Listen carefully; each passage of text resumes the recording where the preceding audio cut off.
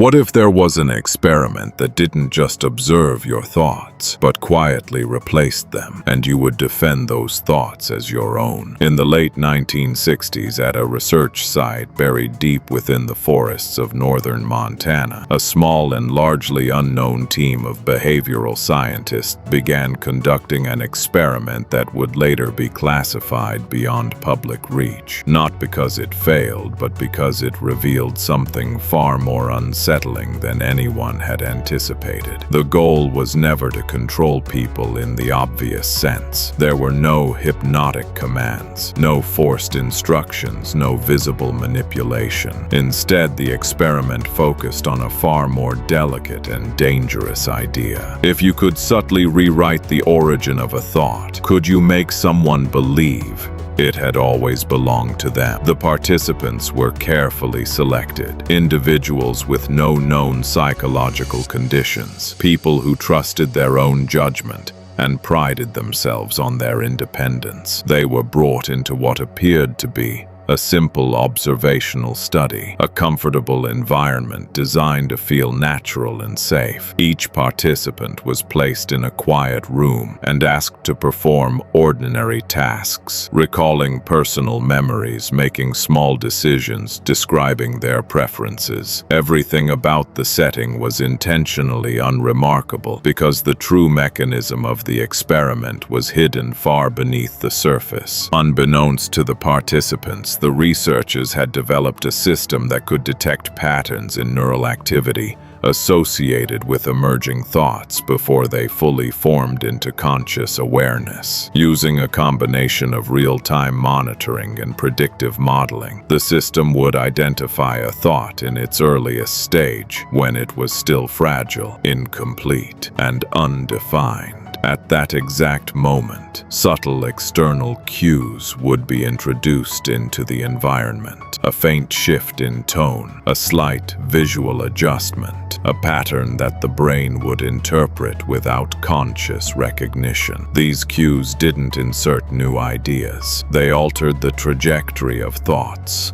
already in progress, bending them just enough to change their final form. At first, the changes were nearly impossible to detect. Participants would express opinions that were slightly different from their usual preferences, make choices that didn't quite align with their past behavior. When questioned, they showed no awareness of any influence. In fact, they often justified their decisions with confidence, constructing logical explanations for choices that had in reality been subtly redirected. The human mind, it seemed, was not only vulnerable to influence, it was remarkably skilled at convincing itself that the influence had never occurred. As the experiment progressed, the researchers became more precise. They learned how to guide not just simple preferences, but more complex internal processes, moral judgments, emotional reactions, even personal beliefs. One participant, known among the team for his strong opinions and consistency, began to show gradual but undeniable changes. Over several sessions, his stance on deeply held views shifted, not abruptly,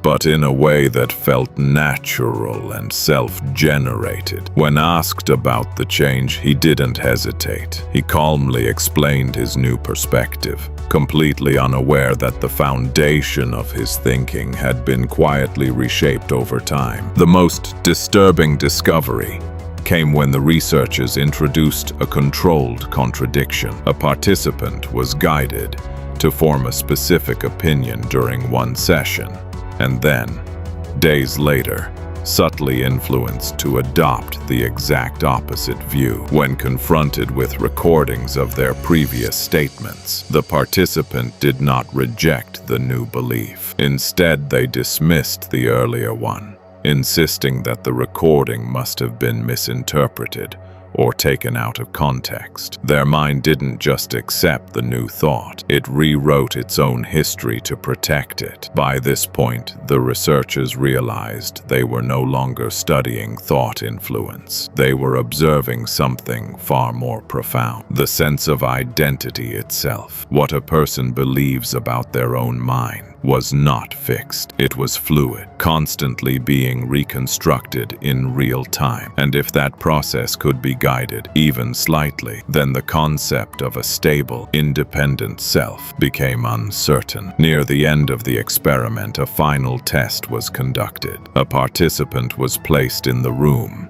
and asked to reflect on a series of personal memories, moments that defined who they believed they were. As the system monitored the formation of each memory, it introduced subtle distortions, small changes in emotional tone, slight shifts in detail. Nothing dramatic, nothing that would trigger immediate suspicion.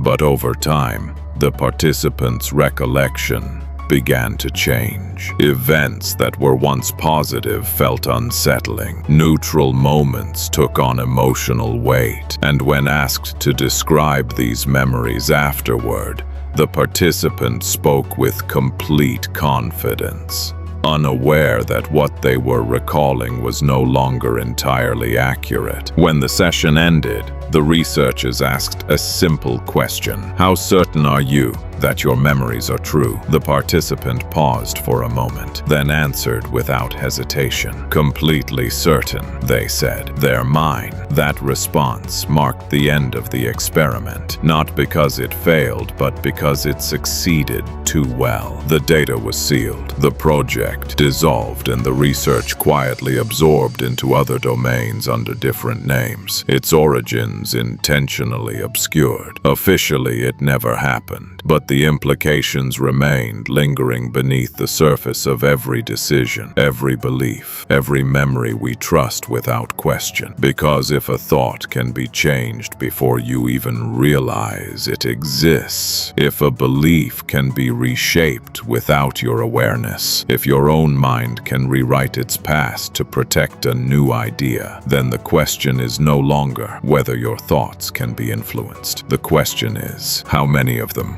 already have been? And if they have, would you ever be able to tell the difference?